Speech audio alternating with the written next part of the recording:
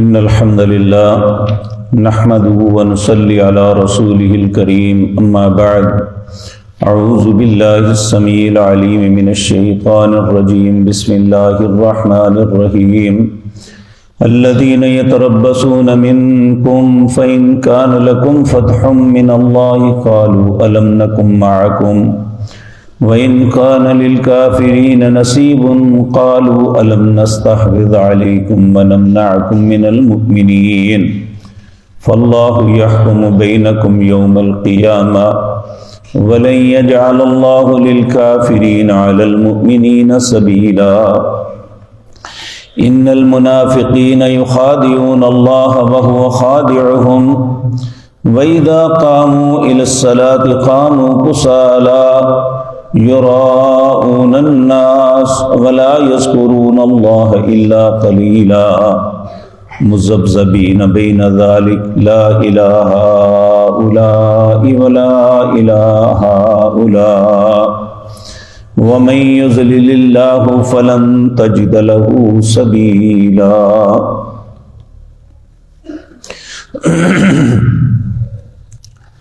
حضرات محترم، انسان کے اندر دو قسم کی بیماریاں ہوتی ہیں۔ ایک وہ بیماریاں ہیں جو انسان کے جسم کو لگتی ہیں، اور ایک وہ بیماری ہے جو انسان کی روح کو لگتی ہے۔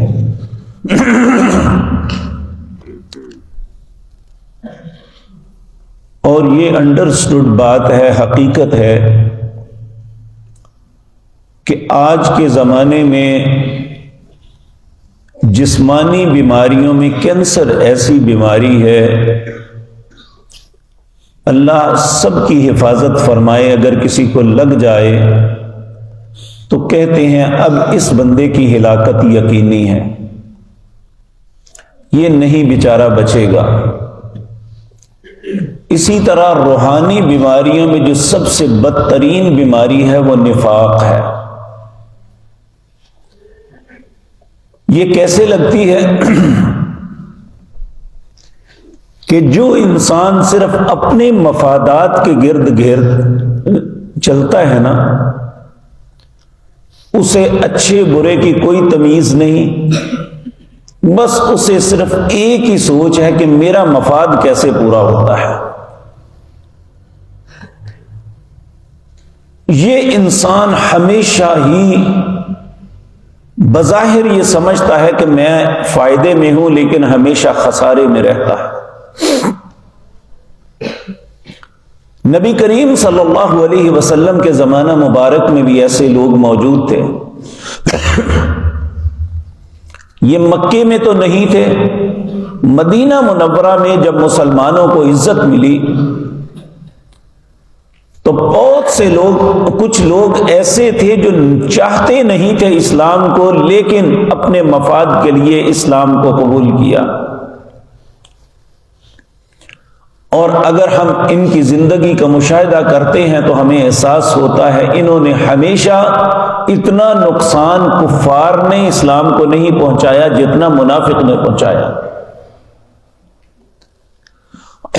اور آج بھی یہ بات یاد رکھے، جو دشمن ہوتا ہے اس کا تو انسان کو پتا ہے، اس کے وار سے بچ جاتا ہے۔ جو دوست نما دشمن ہوتا ہے اس کے وار سے نہیں بچ سکتا۔ یہ ایسے ہی خناس تھے جو بظاہر دوست بنے ہوئے تھے لیکن اندر تھے دشمن تھے۔ اللہ رب العزت ان کے متعلق یہ فرما رہے ہیں الذین یتربصون بکم، اے میرے پاک پیغمبر، یہ آپ کے متعلق انتظار کرتے رہتے ہیں، دیکھتے رہتے ہیں۔ فَإِنْ كَانَ لَكُمْ فَتْحٌ مِّنَ اللَّهِ، اگر اللہ آپ کو کسی میدان میں فتح دیتا ہے، مال غنیمت ملتا ہے، تو قالوا، فوراً آپ کے پاس کہتے ہیں أَلَمْ نَكُنْ مَعَكُمْ، ہم تو آپ کے ساتھ ہی ہیں۔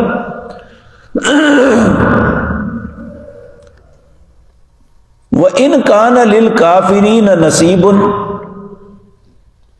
اگر کبھی کافروں کو کوئی حصہ مل جاتا ہے، یعنی مسلمانوں کو کسی میدان میں خدا نخواستہ کچھ ایسا معاملہ بنتا ہے کہ کفار کو برتری مل جاتی ہے،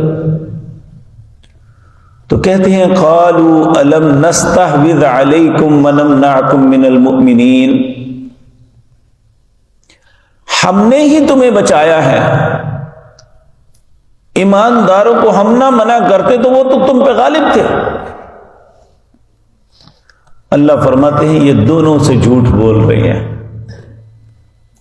فاللہ یحکم بینکم یوم القیامہ،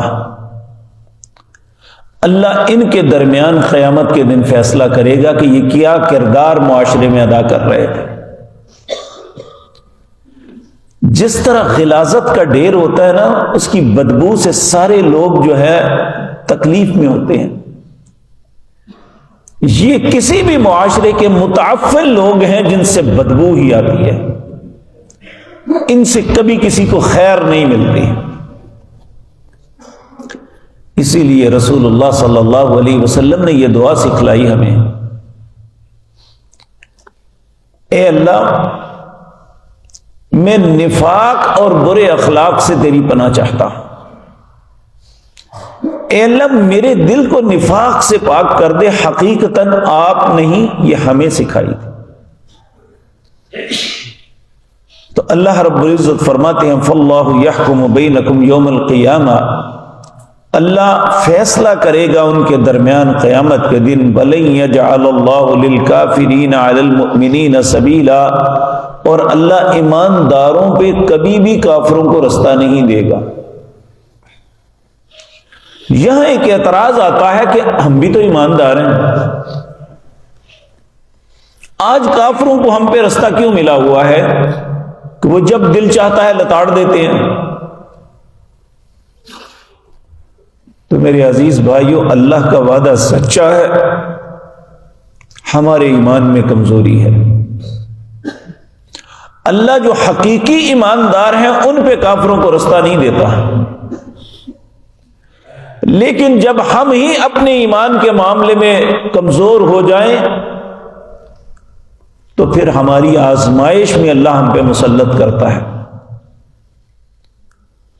تو اللہ اس معاملے میں ہمیں ہدایت نصیب فرمائے۔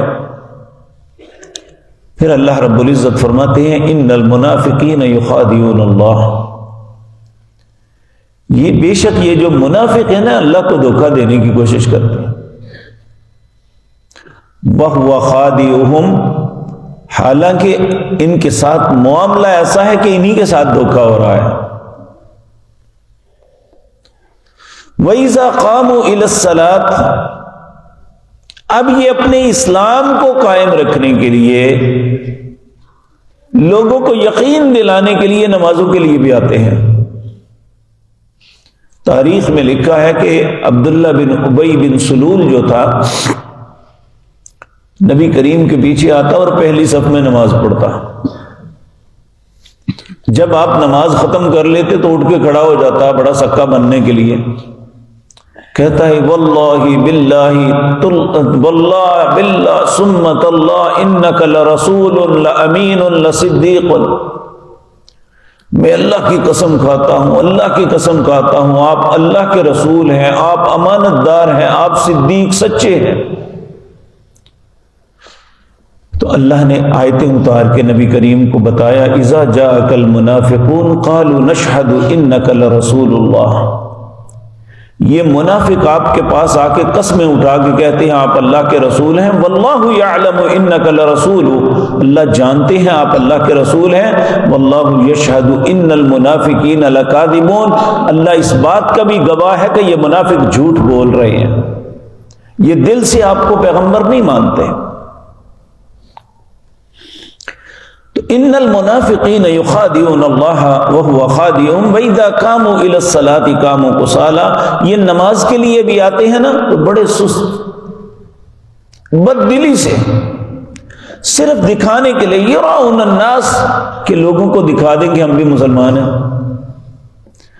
ولا یذکرون اللہ الا قلیلا، اور اللہ کا ذکر نہیں کرتے مگر بہت کم۔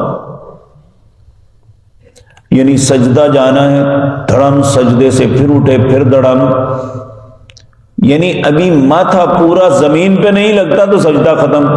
نبی کریم صلی اللہ علیہ وسلم نے فرمایا یہ جو تیز نماز، یہ منافق کی نماز ہے، کہ اسے احساس ہی نہیں کہ کس مالک کے سامنے کھڑا ہو، نہ اس کے قیام میں سکون ہے، نہ اس کے رکوع اور سجود میں سکون ہے، نہ اس کے جلسے اور قاعدے میں سکون ہے، کچھ نہیں، ٹکرے مارتا ہے۔ خصوصاً آپ نے فرمایا کہ منافق آدمی دیکھتا رہتا ہے کہ کب شام ہو، ادھر سورج غروب ہونے والا ہوتا ہے، سورج شیطان کے دونوں سینگوں کے درمیان ہوتا ہے، یہ 4 ٹھونگے مار لیتا ہے۔ تو اس لیے میرے عزیز بھائیوں، ایمان کی علامت یہ ہے کہ نماز کو اطمینان کے ساتھ ادا کیا جائے۔ نفاق کی علامت ہے نماز کو جو ہے تیز ادا کیا جائے۔ تو اللہ رب العزت فرماتے ہیں وَلَا يَذْكُرُونَ اللَّهَ إِلَّا قَلِيلًا، اس میں اللہ کا ذکر بہت کم کرتے ہیں۔ مُذَبْذَبِينَ بَيْنَ ذَلِكَ، یہ ہمیشہ تذبذب کی زندگی جیتے ہیں، کبھی ان کا دل ٹھہرتا نہیں ہے کسی بات پہ بھی، نہ اسلام میں مطمئن ہے نہ کفر پہ مطمئن ہے، مذبذبین بین ذالک، دونوں کے درمیان تذبذب میں ہی رہتے ہیں، لا الہ ہؤلاء ولا الہ ہؤلاء، کبھی ادھر کبھی ادھر۔ ومن یضلل اللہ فلن تجد له سبیلا، اور جسے اللہ گمراہ کر دے اسے کہاں سے رستہ ملے گا۔